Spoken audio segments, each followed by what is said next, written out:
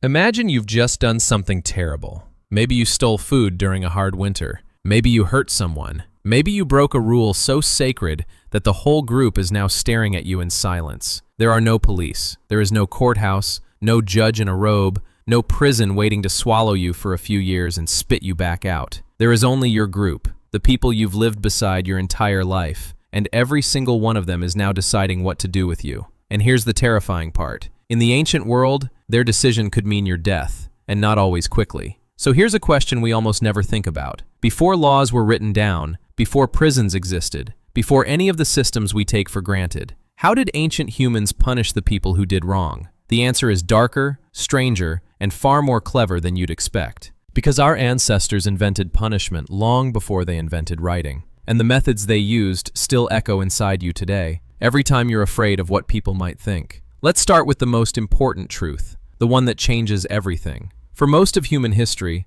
there were no prisons. That idea alone breaks most people's brains. We imagine the past is full of dungeons and cells, but locking someone in a room for years, feeding them, guarding them, and getting nothing back, that's an incredibly expensive modern idea. A small ancient group could never afford it. They needed punishments that were immediate, cheap, and above all, that protected the survival of the group.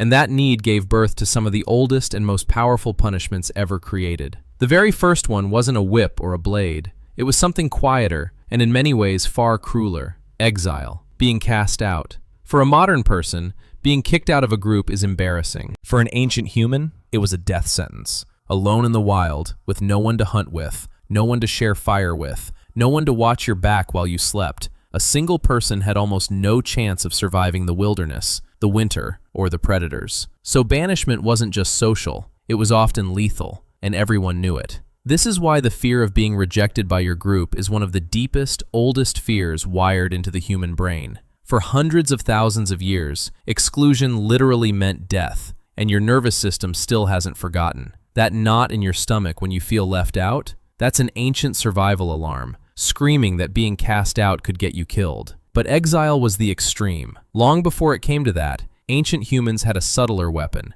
and it might be the most powerful punishment ever invented: shame. In a small group where everyone knows everyone, your reputation is everything. If people stop trusting you, they stop sharing food with you, stop helping you, stop wanting you around. So gossip, yes, ordinary gossip, became one of humanity's first justice systems. Talking about who did what, who cheated, who lied, who could be trusted, wasn't just idle chatter. It was how the group policed itself without a single guard or law. The threat of being talked about, of being seen as untrustworthy, kept people in line more effectively than any cage. You were surrounded, every day, by a court with no walls, and the whole tribe was the jury. Now, when someone actually did real harm, killed, stole, betrayed, things escalated fast, and this is where it gets brutal. In the earliest societies, justice often meant revenge. If you killed a member of my family killed a member of yours. Simple, direct, and endlessly dangerous, because one killing could spark a chain of revenge that lasted for generations, a blood feud that soaked entire clans in violence. People understood this was a problem, and so, in one of the most important quiet revolutions in human history, they invented an alternative. You could pay for your crime. Instead of blood for blood, you gave cattle, goods, silver, or valuables to the family you had wronged. This system had names in many cultures, and it did something remarkable. It turned an endless cycle of murder into a debt that could be settled. It sounds cold to put a price on a human life, but that price may have saved countless lives by giving people a way out of the spiral of revenge. As groups grew into the first cities and kingdoms, punishment grew teeth of iron. Rulers realized that to control thousands of strangers who didn't all know each other, they needed something scarier than gossip. They needed written law and terror. Around 3,800 years ago, a Babylonian king named Hammurabi had his laws carved into a towering stone pillar for all to see. And his famous principle still lives in our language today. An eye for an eye, a tooth for a tooth. If you blinded a man, you could be blinded. If you broke a bone, yours could be broken. It sounds savage, but there was a strange logic hidden inside it. It was actually a limit. It meant the punishment could not be worse than the crime. You could take an eye for an eye, but not a life for an eye. In a world drowning in runaway revenge, equal harm was, believe it or not, a step toward fairness. But make no mistake, ancient punishment could be horrifying. Across the ancient world, Criminals were flogged with whips, branded with hot iron so everyone would forever know what they'd done, and mutilated. A thief might lose the very hand he stole with, turning his body into a permanent, walking warning. Punishment was almost always public, and that was the entire point. There were no private cells hiding justice away. The wrongdoer was dragged into the center of the village, into the market square, in front of everyone. Because the punishment wasn't just about the criminal, it was a message, broadcast to the whole community. This is what happens. Every lash, every brand, every public execution was designed to burn a lesson into the minds of everyone watching. Fear was the technology. Spectacle was the delivery system. And then there's one of the strangest methods of all, a way ancient and medieval people tried to solve an impossible problem. How do you judge guilt when there are no cameras, no forensics, no way to know for certain what happened?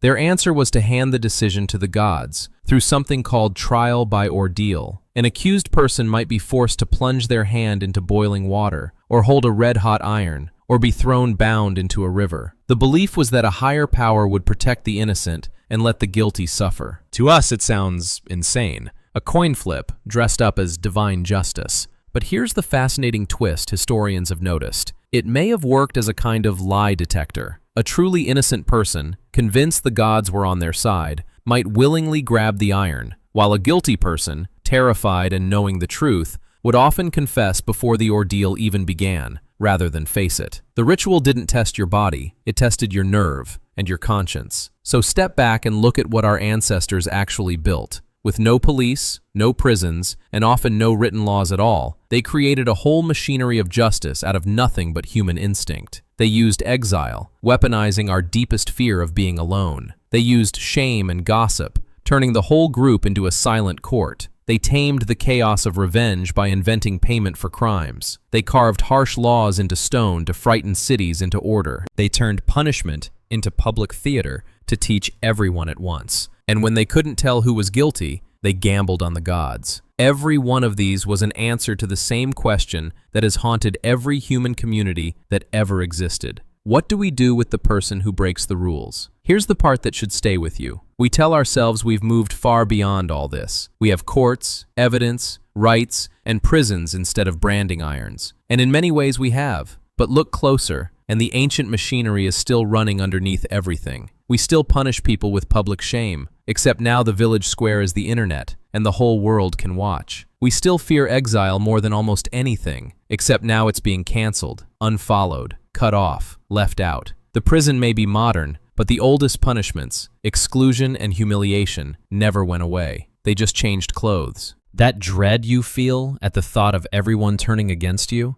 is the exact same alarm that kept our ancestors in line 100,000 years ago. Because in the end, the very first courtroom wasn't a building. It was a circle of familiar faces around a fire, deciding whether you still belonged. The very first sentence wasn't handed down by a judge. It was whispered in gossip, or shouted in anger, or delivered in the terrible silence of a group turning its back on you. Ancient humans didn't need prisons to control each other. They had something far more powerful, the ability to make you feel, in your bones, that you might be cast out into the cold, alone. So the next time you feel that flash of panic at being judged, at being talked about, at being left out, remember where it comes from. It's not weakness. It's the ghost of the oldest justice system on Earth, still living inside you, still whispering the same ancient warning. Be careful, or the group might decide it's done with you. Maybe the real question isn't how ancient humans punished criminals. Maybe it's how much of that ancient courtroom we're all still standing in, every single day.